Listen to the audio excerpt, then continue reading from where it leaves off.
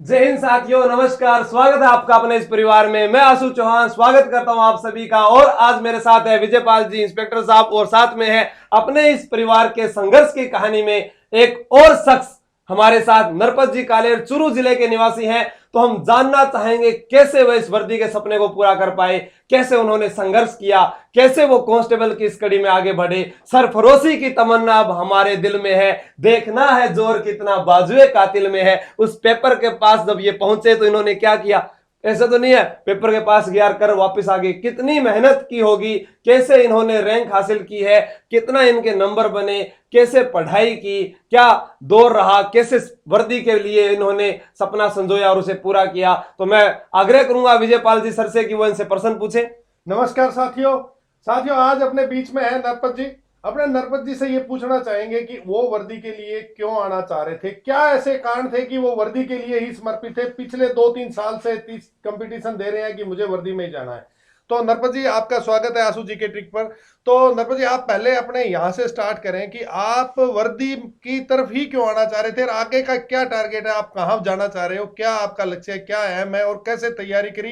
ये बच्चे जानना चाह रहे हैं कि आपने कैसे तैयारी की। इस बेरोजगारी दौर में इतनी कम सीटें होते हुए भी इतनी मेहनत करके आप इस कदम आपने आगे बढ़ाया है जॉब की तरफ, और वो भी बेल्ट बंद की तरफ। तो आप अपनी पूरी अपने तरीका प्लानिंग सब अपने बच्चों के साथ शेयर करें। तो आप पहले सबसे ये स्टार्ट करें भी कैसे तैयारी आपने कहाँ से स्टार्ट की थी और किस लिए की, क्या टारगेट था, किसको आपने आधार बनाया और ऐसे क्या परिस्थितियां थी जो आपने बेल्ट बंद की तरफ ही जाने का आपने सोचा। सर, पहले तो आपको प्रणाम सर, और आशु सर को भी प्रणाम।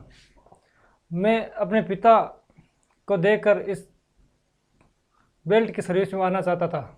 आपके पिताजी क्या करते हैं? बीएसएफ में इंस्पेक्टर सर। बीएसएफ में इंस्पेक्टर है? अभी वर्तमान में है या नहीं, रिटायर्ड है? सेवानिवृत्त हो गए सर, 3 अच्छा, साल हो गए। 3 साल हो गए। तो वैसे घर में जैसे वर्दी दिखी आपको, तो उसी को देखकर आपका सपना बना कि मुझे जाना है पिताजी को देखकर, यही हुआ? मैंने सोचा मैं भी बेल्ट की नौकरी करूं सर। अच्छा, बेल्ट की नौकरी करो, यानी जुनून था देश के प्रति कार्य करें चाहे राज्य के प्रति कार्य करें, लेकिन पहननी वर्दी है। पहनी वर्दी है सर। तो बेल्ट की नौकरी में ही आपने कांस्टेबल चुना, सब इंस्पेक्टर क्यों नहीं चुना?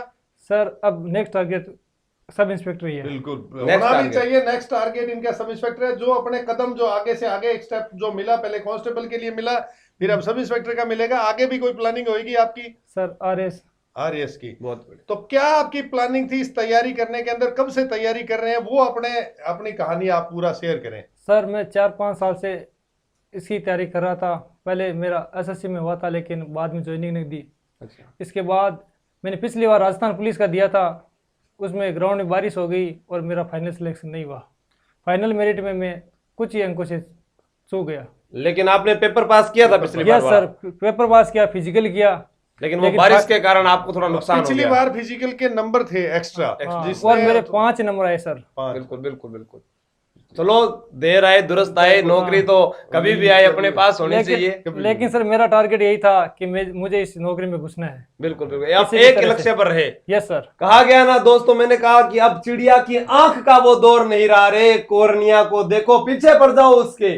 जब नाव जल में छोड़ दी, सिंधु को दे दी चुनौती, फिर धार क्या मझधार क्या, मृत्यु तो वरदान ही है, आना तो उसे है, जब ठान लिया मरना ही है, तो फिर हार क्या फिर जीत क्या। तो वो संघर्ष का जो मुकाम हासिल करते हैं ना, उसके लिए ये देखा नहीं जाता कि हमें अब करना क्या है, हमें उस कार्य के प्रति लगे रहना है कि कब तक पूरा होगा। कई अभी असफल हुए, वो भी सोच रहे हैं कि हम अभी पढ़े कि नहीं पढ़े, पुलिस की भर्ती आवे साहब, कई तो भर्ती कद आवेली जना में तैयारी करा ला। जो जिन बच्चों ने ये सोच रहे हैं कि आगे भर्ती आएगी, जब तैयारी स्टार्ट करेंगे, जब आएगी, जब स्टार्ट करोगे तो कुछ नहीं मिलने वाला। ये 4 साल से तैयारी कर रहे थे, एक ही टारगेट था और इन्होंने उस टारगेट को अचीव भी किया है, और कुछ हद तक किया है। कुछ हद तक इन्होंने ये सोच भी रखा है कि मैं आगामी भर्ती के अंदर सब इंस्पेक्टर बनूंगा।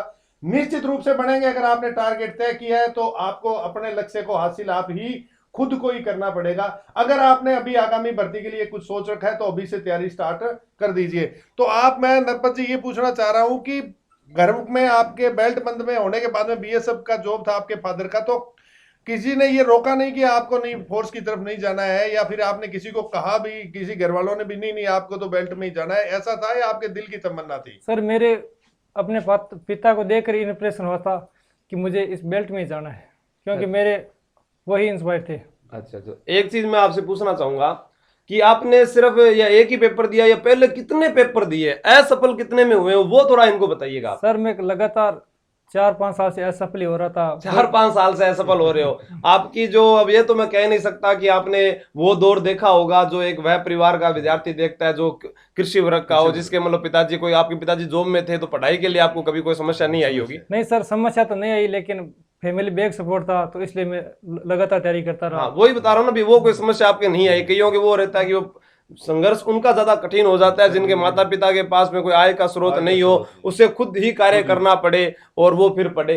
तो आपने जैसे अपनी जो एजुकेशन है, आपका गांव पूरा आप इनको बताना चाहेंगे, कौन से गांव के रहने वाले हो? सर मेरा गांव रामपुर है, तहसील सोनगढ़, जिला चूरू, अच्छा, और राजस्थान का रहने वाला। सुजानगढ़ तहसील के हो? हाँ सर। रामपुरा गांव है, जिला चूरू है। सर। तो प्रतिभाशाली लोगों की नगरी चूरू है, और कन्हैयालाल सेठिया आपके पास सुजानगढ़ के ही रहने वाले हैं। हाँ सर। एक वहां पर हड़बू जी का कोट है, कभी आपने देखा है? हाँ देखा सर। क्या है वो, थोड़ा बताना चाहोगे? मैं थोड़ा, मैंने सर वो सुजानगढ़ का ही प्राचीन नाम है, गढ़ का। अच्छा, उसका गढ़ का नाम है हड़बू जी का कोट। Yes, अच्छा sir. अच्छा, क्यों कई बार एग्जाम में आता है, मन आगो नहीं, वो पूछ ले, हाँ, ध्यान होगा को। ठीक है, सही है ना? ये तो पक्का बताओ, कन्नू आया है। हाँ। और तो नरपत जी, इस प्लेटफॉर्म से कैसे जुड़े, क्या कहानी रही आपको, किसने बताया, कैसे किया? आप आशु जी की ट्रिक से जुड़े, मुझसे जुड़े, कैसे जुड़े, ये सारी भी शेयर करें बच्चों से।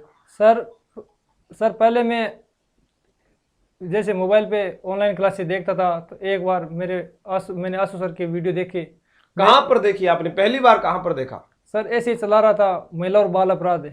अच्छा, उसे सर्च कर रहे थे? सर्च कर रहे थे तो आपका वीडियो आया। उसके बाद मैंने आपका वीडियो देखा, मुझे अच्छा लगा, तो मैं बार बार उन्हीं वीडियो को देखता रहा। और उससे बाद में ये तैयारी कर लो ऐप था, उसमें मैंने अच्छे टेस्ट निकाले जो सर हमेशा डालते थे। और टेस्ट देने के बाद मेरी तैयारी बढ़ती गई, और यह रिजल्ट आपके सामने सर। बिल्कुल बिल्कुल, बहुत अच्छा लगा हमें। लेकिन एक सवाल छोटा सा है, क्या आपने महिला बाल अपराध के अलावा और कोई वीडियो नहीं देखे? नहीं सर, राजस्थान जीके भी देखा था। तो क्या मैं ठीक पढ़ाने लाग रहे हो, कौन पढ़ाने लाग रहे हो, वो बताना चाहोगा ध्यान थोड़ा सा? सर आपके जीके को देखकर ऐसा लगता है कि आप सामने भाई की तरह पढ़ा रहे हो। अच्छा, ऐसा लगता है, मतलब आपको कोई ऐसा लगता नहीं, दूरियां नहीं लगती अपने आप में? नहीं लगती सर। हाँ, अच्छे से पढ़ लेते हो। तो जैसा आपने बताया, तैयारी कर लो टेलीग्राम पर क्विज चलती थी, हमने सर। तैयारी कर लो ऐप पर तो पूरा कोर्स फ्री दिया था।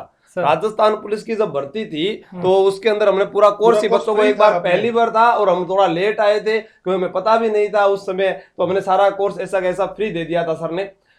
जो क्विज चलती थी उसके बारे में आपका क्या कहना है कि जो तैयारी कर लो टेलीग्राम रोजाना चलती, आज भी चलती है वो? सर जैसे आती थी मैं हमेशा क्वेश्चन पेपर उसके निकालते रहता था, पर मेरा लेवल मैं देखता था भाई कितने क्वेश्चन से होते हैं, कितने सही और कितने गलत, उससे मेरे लेवल का पता चल जाता था। प्रतियोगी परीक्षा की तैयारी करने वाले विद्यार्थियों को कहना चाहूंगा, जिंदगी के अंदर जितना हो सके उतना प्रश्नों को कीजिए। आप दो चीजें करते हैं, जैसे मैं अब लाइव पढ़ाता हूं तो आप आओगे 2 मिनट उसको देखोगे, उसमें 10,000 व्यूज पहुंच जाते हैं, लेकिन वहां जब हम कमेंट की बात करते हैं तो वहां 70-80 पहुंचते हैं। क्या ऐसा हुआ कि वो सारे विद्यार्थी कमेंट क्यों नहीं कर पाए?